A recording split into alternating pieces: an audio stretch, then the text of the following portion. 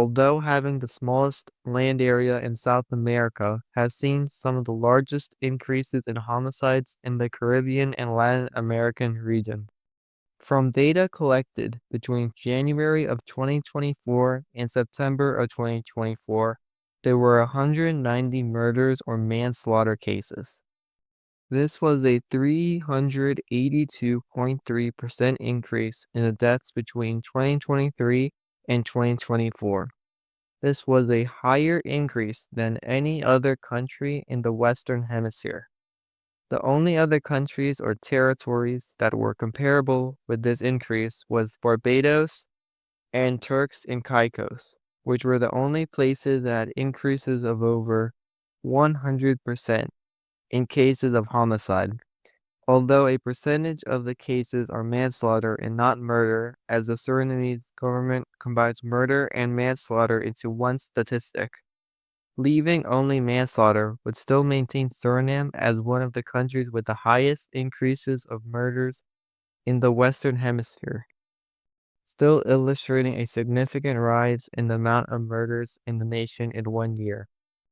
To put it into other words, the number of murders and manslaughters in 2023 was 6.2 per 100,000. Now the number has skyrocketed to 29 per 100,000. Reasons for the rise in violence in the small nation. First, although being isolated from the rest of the continent along the northeastern coast of South America and to the south, the expansive Amazon rainforest, the country being situated along the northeast corner of the continent has made it an attractive place for drugs to be transported through the nation. Due to its relatively close proximity to Europe, a major consumer for drugs, and Africa, a continent drugs are often smuggled from South America through the western portion of the continent into North Africa, where it is smuggled into Europe. To its north is North America, another major center for consumption. Now, how does the drugs reach the country in the first place, as it is not known for its production of cocaine? Cocaine enters the nation through a multitude of different routes, such as by fishing boats from nations such as Venezuela and dropping off packages that can be located with GPS off the coast of Suriname. Also, drugs come in overland from Guyana or Brazil. The nation has weak control over its borders. That is over 1,500 kilometers. That is blanketed for the most part with vast forests, with little resources and infrastructure available to detect and intercept drug trafficking. Also, drugs are flown into the nation onto unofficial airstrips that litter the nation's remote regions, oftentimes from its southern neighbor of Brazil. The cocaine then exits the nation from multiple places, including the main port of Dr. Hills, Sydney, port of Paramaribo. Then it is commonly transported inside of containers within cargo ships. The international airport of Johan Adolf Pengel, located in the town of Zenders, located 50 kilometers or 30 miles south of the capital city, was later flown out of the country by plane. Violence often comes from drug smuggling from different groups competing with each other for control of the trade. Violent disputes can occasionally lead to innocent bystanders dying from stray bullets or being caught in the crossfire from different criminal groups, further increasing the homicide rate. Also, another source of income for criminal organizations is illegal resource extractions. Although Suriname is small in size, it holds relatively large quantities of natural resources such as timber, oil, natural gas, bauxite, and gold. Gold is an especially prized commodity as the price of the resource has dramatically increased in recent years, helping to the nation is heavily involved in the gold industry with production in relation to the size of the nation, making it the 10th highest in the world. As a result, there is a large quantity of illegal gold mining operations in the nation, as the government has been accepting payments to allow the running of small gold mining, and larger legal corporations has been subcontracting smaller artisanal miners for extracting natural resources.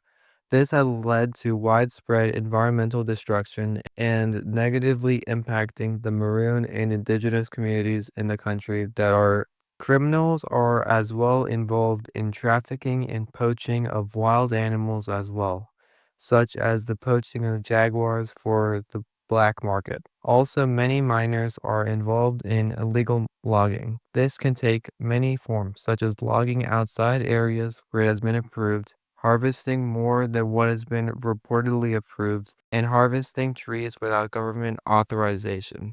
The harvested trees are sold to the domestic market and has been exported to nations such as China and India. Monitoring the harvesting of wood is difficult as it takes place with little resources and it often takes place in remote locations.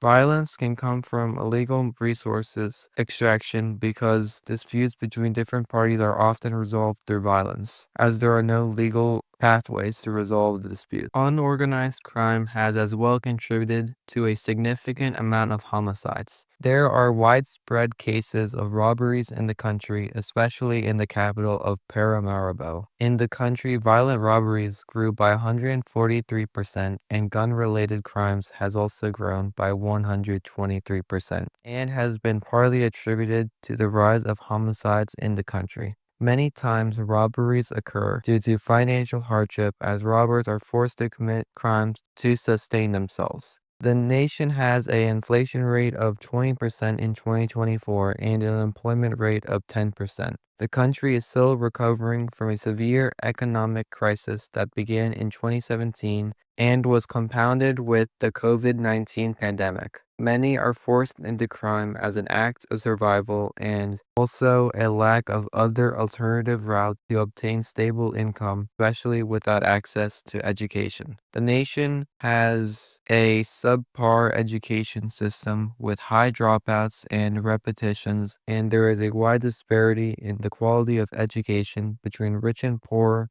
and urban and rural, helping to fuel poverty in the nation. There has also been a significant rise in crime and youth in the country in recent years. Households with children have 22% chance of having poverty, while households without children had a 8% poverty rate. Also, a lack of social assistance programs for families in the country has exacerbated the problem. This can be a partial explanation for the rise of youths being the perpetrators of violence as noted by the government. Although the nation has strict gun laws, the murder weapon of choice oftentimes is guns. The reason for this is because guns are oftentimes imported from the United States, as over 200,000 guns every year cross over the border from the United States due to the U.S. having relaxed laws on gun ownership. There has been a 120% increase in firearms being seized in transit from the U.S. to the Caribbean and Latin America since 2016. Although this could simply signify better screening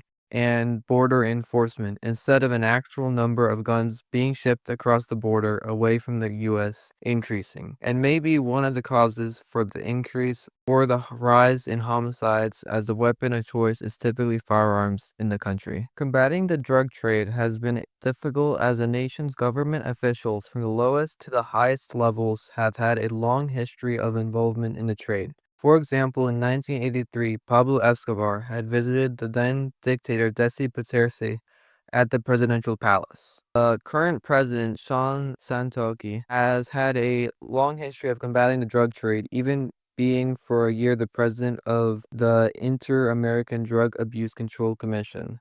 On the other hand, his presidency has been marred with corruption scandals. His administration as a whole has had similar conflicts of interest with the current Vice President of Suriname, Ronnie Brunswick, having been convicted of drug trafficking in Europe before he was elected. Other high-ranking officials have been sentenced to fraud, embezzlement, violation of corruption laws in the past, and government officials have worked regularly with criminal organizations. Although the government has worked on reducing corruption and financial laws, legislation in the nation are not often implemented into practice, such as the anti-corruption law, still not entirely being implemented 8 years later. Organized crimes laws as well have not been updated for over 2 decades.